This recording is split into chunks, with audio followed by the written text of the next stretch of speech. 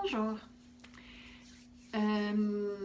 J'avais envie de vous parler de l'emprise. J'en ai parlé dernièrement et puis on m'a fait plusieurs retours par rapport à ça et d'aller un petit peu plus loin par rapport à cette emprise et puis de surtout comment s'en sortir. Alors, être sous l'emprise, j'en ai parlé, c'est avoir peur, c'est vouloir correspondre à ce qu'on imagine que l'autre attend de nous, et puis se perdre par rapport à ça. Donc, je résume en une phrase. Mais sortir de cette emprise, c'est petit à petit revenir vers soi. Quelle capacité j'ai? Quelles compétences j'ai? euh, Quelles sont mes qualités et comment je les mets en œuvre?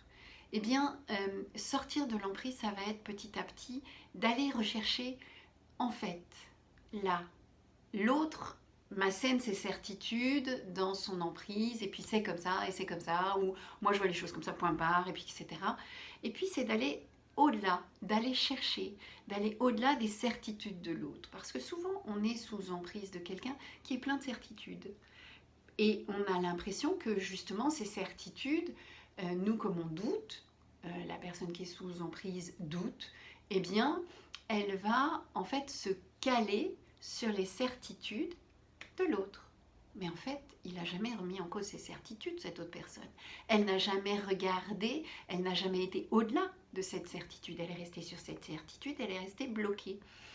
Et si la personne qui est sous emprise va au-delà, va chercher au-delà pour aller plus loin, pour aller dans quelque chose d'évolutif, pour aller chercher un fonctionnement qui peut être différent, qui peut être complètement atypique, qui peut sortir des normes, qui peut permettre à la personne justement de voir sous un autre angle, eh bien là, on commence à sortir de l'emprise.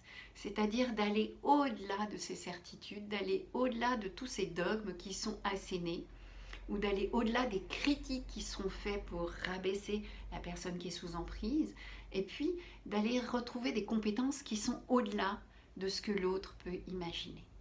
À ce moment-là, on commence petit à petit à sortir de l'emprise pour pouvoir en fait penser par soi-même, retrouver son libre arbitre, retrouver en fait sa capacité créative à mettre en place des choses innovantes, à mettre en place une visualisation différente, à mettre en place en fait une vision des choses beaucoup plus large.